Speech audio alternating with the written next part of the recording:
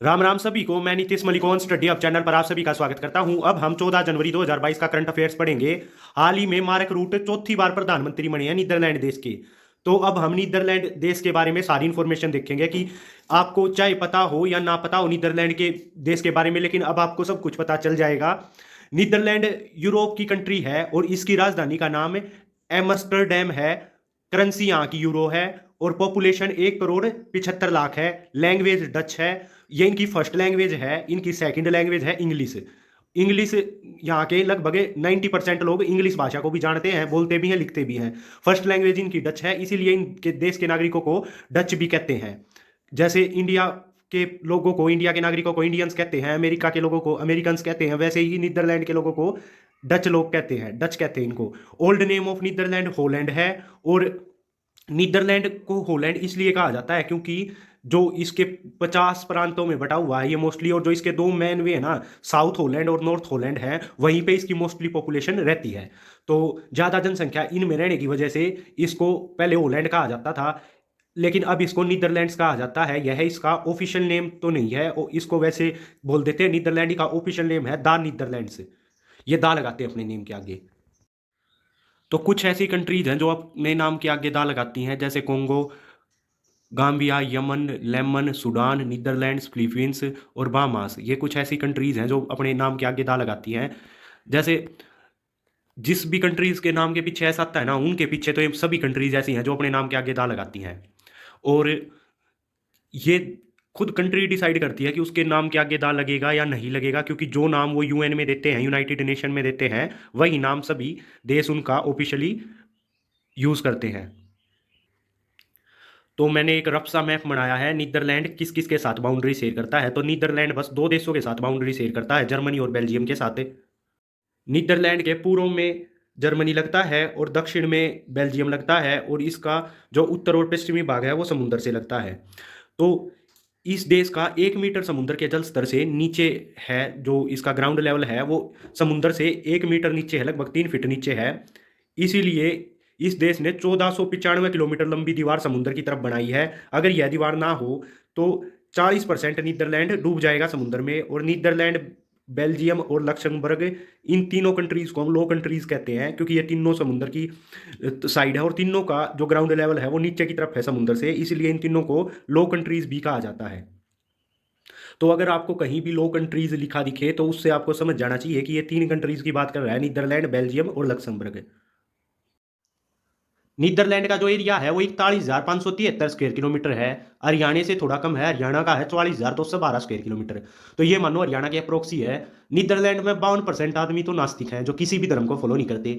बाकी ईसाई धर्म को फॉलो करते हैं, लेकिन ईसाई भी अपने धर्म को अलग अलग बांटते हैं। जैसे हिंदू धर्म में अलग अलग बांट रखा है कास्ट के सिस्टम से, वैसे मुस्लिम अलग अलग वे हैं, सिया और सुन्नी मुस्लिम होते हैं जैसे, वैसे ईसाई भी काफ़ी इन्होंने बांटा हुआ है अपने धर्म को भी। तो 23% रोमन कैथोलिक को फॉलो करते हैं, और 6% ईसाई ऐसे हैं जो डच की चर्च है रिफॉर्म्ड उसको फॉलो करते हैं। प्रोटेस्टेंट चर्च नीदरलैंड 6% उसको फॉलो करते हैं, 3% रिफॉर्म्ड चर्च को फॉलो करते हैं। तो मोस्टली यहाँ ईसाई है, कुछ और भी हैं जो थोड़े थोड़े दूसरी चर्चों को फॉलो करते हैं। और इनका डायलिंग कोड +31 है। जैसे इंडिया का कोड +91 है, पाकिस्तान का कोड +92 है, वैसे ही डायलिंग कंट्री कोड है इनका +31।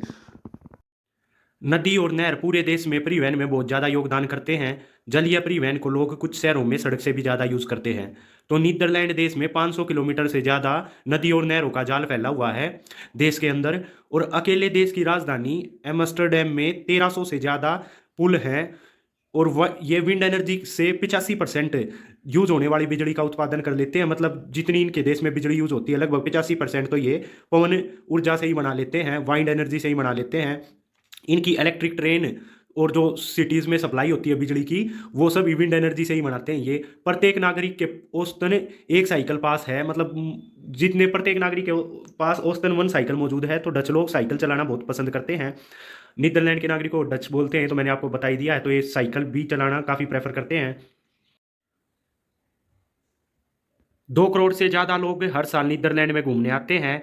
यहाँ का मौसम ऐसा रहता है कि सुबह तो यहाँ बारिश होती है, दोपहर में तेज़ धूप होती है, शाम को सुहावनी हवा चलती है, और रात को कड़काती सर्दी। मतलब रात को सर्दी बहुत ज़्यादा होती है। नीदरलैंड की राजधानी एम्स्टर्डम को सिटी ऑफ लाइट्स भी कहा जाता है। नीदरलैंड से इंडोनेशिया देश को आज़ादी मिली थी 17 अगस्त 1945 को, तो इन्होंने घोषणा कर दी थी। जो यहाँ के स्वतंत्रता सेनानी संघर्ष कर रहे थे, उन्होंने यह घोषणा कर दी थी कि इंडोनेशिया आज़ाद हो गया नीदरलैंड से। लेकिन फिर भी नीदरलैंड को जाते जाते यहाँ से काफ़ी संघर्ष करना पड़ा इनको। 4 साल वो संघर्ष चला और 27 दिसंबर 1949 को नीदरलैंड ने लीगली इंडिपेंडेंट घोषित कर दिया था इंडोनेशिया देश को। तो नीदरलैंड ने भी काफ़ी देशों पर कब्जा कर रखा था। काफ़ी दुनिया के देश थे, जैसे सुरीनाम, इंडोनेशिया, बेल्जियम और भी काफ़ी देश थे जिन पर इसने डच लोगों ने राज किया है। तो ये ब्रिटिश और डच, फ्रांसीसी, इनका बस यही काम था। इनकी नेवी स्ट्रॉन्ग थी, तो ये बस जैसे अंग्रेजों ने भारत में राज किया था, तो अंग्रेजों ने तो डिवाइड एंड रूल की पॉलिसी अपनाई थी, वैसे ही ये डच लोग भी काफ़ी समझदार थे और दुनिया को ऐसे ही लुटा इन्होंने। तो इनमें वैसे राजा का सिस्टम अब भी चलता है। इसमें विलियम अलेक्जेंडर किंग हैं अभी, जो सिंस 2013 से, मतलब 2013 से ही है, ये मोनार्की सिस्टम रहा है नीदरलैंड में भी। तो राजाओं का सिस्टम था यहाँ पे, और फिलहाल यहाँ के राजा विलियम अलेक्जेंडर किंग है। इनके पास कोई ज़्यादा पावर नहीं होती, लेकिन जैसे ब्रिटेन में नाम नाम का टैग है, वहीं इनके पास टैग है बस किंग का।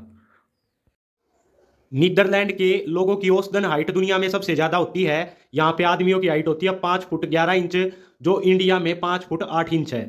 नीदरलैंड की फेमस कंपनी फिलिप्स है, जो इंडिया में भी काफ़ी लाइट्स वगैरह बनाती है, बल्ब, ट्यूब, इनके सभी तरीके के इलेक्ट्रिक्स प्रोडक्ट अवेलेबल रहते हैं। नीदरलैंड की हाल ही में 8 जेलें बंद करनी पड़ी थी, क्योंकि अपराधी कम होते हैं यहाँ पे, कम अपराध होते हैं, काफ़ी कम अपराध होते हैं यहाँ पर। और पूरी दुनिया में पनीर सबसे ज़्यादा बनाकर नीदरलैंड ही निर्यात करता है। नीदरलैंड के नागरिक एबेल तस्मान ने 1642 में ऑस्ट्रेलिया और न्यूजीलैंड की खोज की थी। इसीलिए ऑस्ट्रेलिया और न्यूजीलैंड के बीच में जो सागर है उसे तस्मान सागर कहते हैं।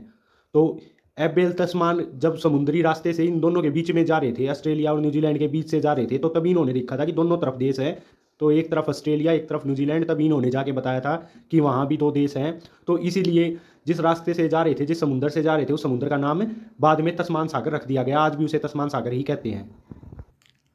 आप सभी को पता ही होगा, इंडिया की खोज वास्को डी गामा ने की थी, और चीन की खोज मार्को पोलो ने की थी, और अमेरिका की खोज कोलंबस ने की थी। तो उसी तरीके से एबल तस्मान ने ऑस्ट्रेलिया और न्यूजीलैंड की खोज की थी। इंटरनेशनल कोर्ट ऑफ जस्टिस एक नीदरलैंड में है। इंटरनेशनल कोर्ट ऑफ जस्टिस में 15 जज होते हैं। इसमें अधिकतम 9 साल तक कोई जज काम कर सकता है। बेनेलक्स कंट्रीज का, जिन्हें हम लो कंट्रीज भी कहते हैं, इनका एक संगठन है जिसे बेनेलक्स यूनियन कहते हैं। बेनेलक्स नाम इसके पहले अक्षरों से ही बना है, जैसे बी लिया गया बेल्जियम से, एन लिया गया नीदरलैंड से, और LUX लिया गया लक्समबर्ग से। तो बेनेलक्स यूनियन है, ये एक पॉलिटिकल और इकोनॉमिक यूनियन है। मतलब ये UN वगैरह में एक साथ वोट करते हैं किसी भी टॉपिक पर। तो और कोई भी किसी देश से व्यापार करना हो, जैसे इंडिया से व्यापार करना हो, तो मोस्टली इस यूनियन के सभी देश एक तरीके से ही वो करते हैं, और ये आपस में इकोनॉमिक कोऑपरेशन भी करते हैं। जैसे ये देश टैक्स फ्री, आपस में बहुत सारी चीज़ें टैक्स फ्री वो करते हैं, आयात निर्यात। तो ये इनका आपसी संगठन है। नीदरलैंड शेंगेन एरिया का भी पार्ट है। इसमें 26 यूरोपियन कंट्रीज हैं, जिसमें बिना वीजा और बिना पासपोर्ट के एक कंट्री से दूसरी कंट्री आ जा सकते हैं। इसमें कोई रोक टोक नहीं होती, ना दोबारा वीजा बनवाने की जरूरत होती। तो ये 26 कंट्रीज हैं, ये सभी मैंने लिख दी हैं। Austria, Estonia, Greece, Latvia, Malta, Portugal, Sweden, Belgium, Finland, Hungary, Liechtenstein, Netherlands, Slovakia, Switzerland, चेक Republic, France, Iceland, Lithuania, Norway, Slovenia. ये स्लोवीनिया अलग देश है और स्लोवाकिया अलग देश है। जो मैंने 13वें नंबर पर लिखा है स्लोवाकिया, और 20वें पे लिखा है स्लोवीनिया। 21वें पे Denmark, Germany, Italy, Luxembourg, Poland और स्पेन। ये 26 की 26 कंट्रीज यूरोप की हैं। तो इसमें बस एक ही वीजा बनवाना पड़ता है शेंगेन एरिया का, और उसमें आप सभी कंट्रीज़ में 90 दिन के लिए घूम सकते हो। तो इससे इन कंट्रीज़ को ये बेनिफिट मिलता है कि इनमें टूरिस्ट बहुत ज़्यादा जाते हैं, पर्यटक इन सभी देशों में बहुत ज़्यादा आते हैं। इसीलिए लोग यूरोप घूमने काफ़ी जाते हैं, क्योंकि उन्हें ज़्यादा रोक टोक का सामना नहीं करना पड़ता। नीदरलैंड यूरोपियन यूनियन का भी पार्ट है। नीदरलैंड ने यूरोपियन यूनियन बिल्कुल शुरुआत से ही ज्वाइन की। 1 नवंबर 1993 को यूरोपियन यूनियन की स्थापना हुई थी, तो ये इसका फाउंडिंग मेंबर ही था। यूरोपियन यूनियन का जो हेडक्वार्टर है वो ब्रुसेल्स बेल्जियम में है। अभी 27 कंट्रीज इसकी मेंबर हैं, पहले 28 कंट्रीज थी। आप लोगों ने काफ़ी चर्चा में एक वर्ड सुना होगा, ब्रेक्जिट। ब्रेक्जिट ब्रिटेन का जब यूरोपियन यूनियन से अलग हुआ तो उसी के लिए ब्रेग्जिट वर्ड यूज़ किया जा रहा था। तो पहले 28 कंट्रीज थी, ब्रिटेन इससे अलग हो गया है। अब Germany, France, Italy, Spain, Poland, Romania, Netherlands, Belgium, चेक Republic, Greece, Portugal, Sweden, Hungary, Austria, Bulgaria, Denmark, Finland, Slovakia, Ireland, Croatia, Lithuania, Slovenia, Latvia, Estonia, Cyprus, Luxembourg और माल्टा, ये कंट्रीज अब भी यूरोपियन यूनियन की मेंबर सदस्य हैं। Netherlands eurozone का भी हिस्सा है। यूरोजोन उन ग्रुप के देशों को कहा जाता है जिन देशों में यूरो करेंसी चलती है। यह 1 जनवरी 1999 का यह ग्रुप बना था और 19 कंट्रीज इसकी मेंबर हैं। इसकी member Germany, France, Italy, Spain, Netherlands, Belgium, Greece, Portugal, Austria, Finland, Slovakia, Ireland, Lithuania, Slovenia, Latvia, Estonia, Cyprus, Luxembourg और माल्टा। तो इन सभी देशों में यूरो करेंसी चलती है और 1 यूरो 84.91 इंडियन रुपये के बराबर है। अगर आपको 1 यूरो लेना है तो लगभग 85 रुपये देने पड़ेंगे, तब आपको 1 यूरो मिलेगा। तो यूरो काफ़ी मजबूत करेंसी है, डॉलर से भी ज़्यादा मजबूत है। डॉलर आप अभी 1 डॉलर की कीमत है 74.39 पैसे, तो ये डॉलर से भी ज़्यादा मजबूत है। लेकिन यूरो से भी मजबूत करेंसी पाउंड है। पाउंड सबसे मजबूत करेंसी है। 1 पाउंड स्टर्लिंग इक्वल टू होता है 101.43 इंडियन रुपये। फिलहाल अभी की कीमत ये मैंने लिख रखी है। जो नाटो संगठन है, नॉर्थ अटलांटिक ट्रीटी ऑर्गेनाइजेशन, यह 4 अप्रैल 1949 को बना था। इसका हेडक्वार्टर बेल्जियम की राजधानी ब्रुसेल्स में ही है और यह संगठन 30 देशों का संगठन है। फिलहाल जब यह बना था उस समय पे तो इसमें 12 ही कंट्रीज शामिल हुई थी जो इसकी फाउंडिंग मेंबर थी, लेकिन अब यह 30 कंट्रीज हो चुकी हैं। और ये पूछा जाता है कि आखिरी जुड़ने वाली कंट्रीज कौन सी थी, तो वो नॉर्थ मैकेडोनिया थी जो 2019 में जुड़ चुकी थी और इसकी ऑफिशियल लैंग्वेज इंग्लिश और फ्रेंच है। और इसके अभी सेक्रेटरी जनरल ऑफ नाटो हैं जेंस स्टोल्टेनबर्ग।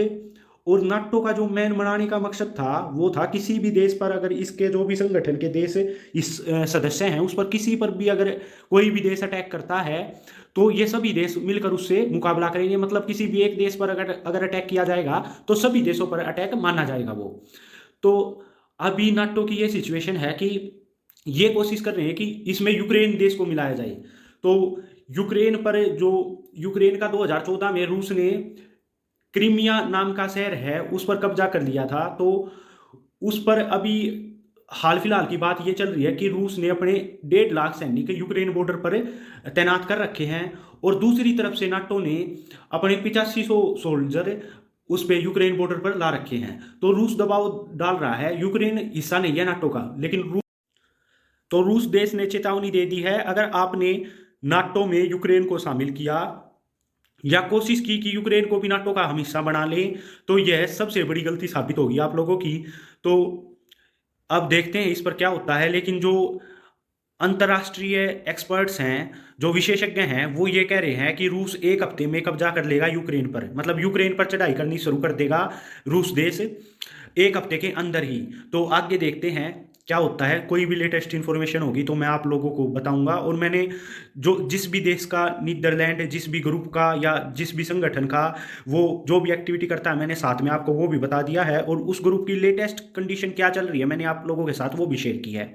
तो इसमें एक यूरोजोन का और मैंने आपको पढ़ाया था बीच में। जो यूरोजोन की लेटेस्ट सिचुएशन ये है कि सबसे ज़्यादा करेंसी फॉल हो गया है आज तक। मतलब यूरोजोन में जो यूरो की इतनी कीमत नहीं डाउन हुई थी, जो अब यूरो की कीमत एकदम से डाउन हो गई है। तो ये हो तो रहा है एक अंतर्राष्ट्रीय घटनाक्रम का हिस्सा। मतलब जो चेन ऑफ इवेंट्स चल रहे हैं, ये पहले जो तुर्की देश है, तुर्की नहीं, अब तुर्की ने भी अपना नाम बदल लिया। ये भी रिसेंट का ही क्वेश्चन है। तुर्की ने भी अपना नाम तुर्कीये कर दिया है, तो अब हम उसको तुर्कीये कहेंगे। जो तुर्कीये कंट्री है उसकी जो करेंसी थी लीरा, पहले वो डाउन गई थी। तो ऐसे इंडिया की भी करेंसी डाउन गई थी। तो ऐसे ही इंटरनेशनल मार्केट में है ना, सब मोस्टली करेंसीज डाउन जाने लग रही हैं।